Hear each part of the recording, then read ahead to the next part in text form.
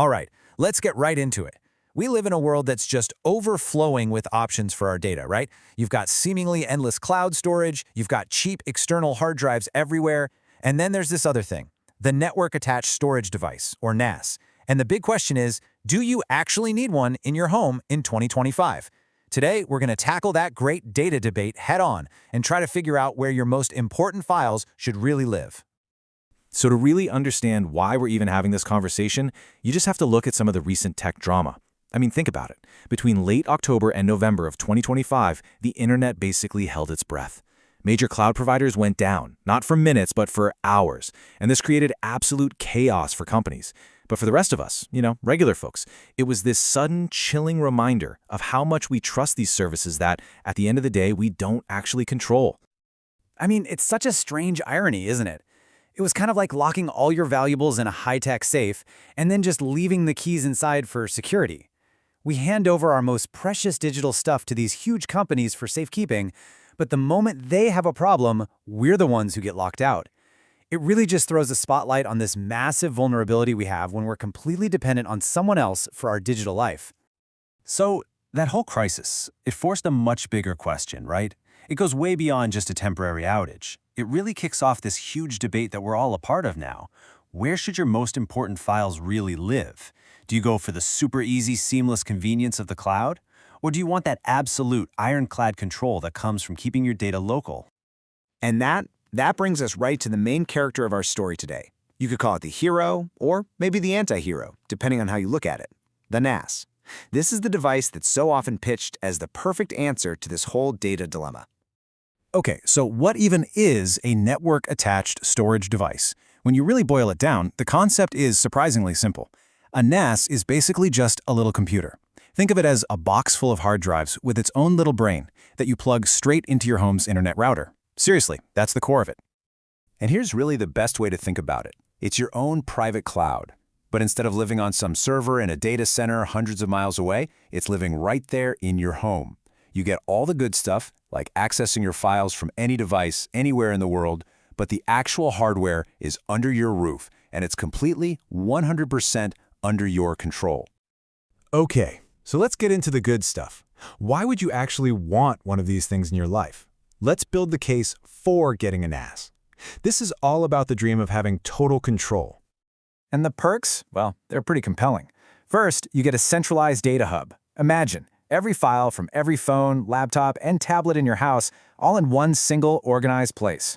Then, there are the automated backups. You can literally set it and forget it. For media lovers, it's a streaming heaven, your own personal Netflix. And maybe most importantly, privacy and control. You hold the keys to your kingdom. And yeah, let's not forget about the long-term savings. Finally ditching those monthly subscription fees that just seem to suck the life out of your bank account. Okay, but hold on. I have to make a really, really important point here. And please listen up on this one. A NAS is not a backup by itself. I'm going to say that again. A NAS is not a backup. It's an amazing piece of a backup strategy, but it's not the whole puzzle. You always have to remember the 3-2-1 rule. So, what's the 3-2-1 rule? It's pretty much the golden rule for keeping your data safe. It means you should have 3 total copies of your important data. Those copies should be on at least 2 different types of media, so not just on 2 hard drives. And critically, one of those copies needs to be located off-site, somewhere else entirely. Your NAS is absolutely perfect for those first 2 local copies, but you still need that 3rd off-site copy. Why? Well, in case of a disaster like a fire or a flood, or, a cat with a grudge who decides your NAS looks better on the floor. All right, now let's talk about let's call it the killer app for a lot of NAS owners. And yeah, in the sacred halls of the internet, everyone knows what we're really talking about when we say we're hosting Linux ISOs, wink wink. We're talking about building your own personal media server with incredible apps like Plex or Jellyfin. Seriously, it's like having your own private Netflix. You can have your entire library of movies and TV shows stored in full, glorious, uncompressed quality, and then stream it to any TV, phone, or tablet you own anywhere in the world.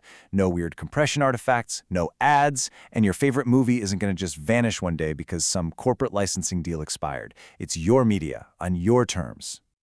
Okay, so that's the dream, right? But it's not all sunshine and perfectly streamed movies.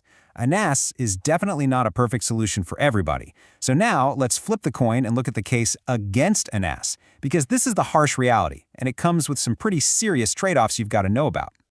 And really, the biggest opponent a NAS has is just the sheer, undeniable convenience of the cloud. Think about it. Cloud services are built to be dead simple. You sign up, you install an app, and it just works. There's no hardware to manage, it's already redundant, it's user-friendly. A NAS, on the other hand, well, that requires setup, configuration, maintenance, and figuring out remote access. In short, you become the IT department. And you know, for some people, even that is overkill. There's a much simpler solution that often gets overlooked: the humble external hard drive. We call it direct attached storage, or DAS, and for a lot of folks, it's actually the better answer. So let's compare them side by side. NAS versus DAS. A NAS connects to your network, right? But a DAS, a direct attached drive, plugs right into your computer with a USB or a Thunderbolt cable. That direct connection means it's ultra fast with basically zero lag. So if you're, say, a video editor who needs to scrub through huge 4K files on one single computer, a DAS is going to be way faster and way simpler than a NAS pretty much every time. And then, yeah, there's the price tag. A good NAS setup is not cheap. We're talking a serious upfront investment.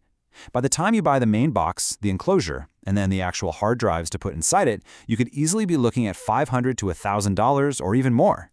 And that initial hit, that can feel pretty steep for sure. And it's not just the upfront cost. There are these hidden costs and headaches too.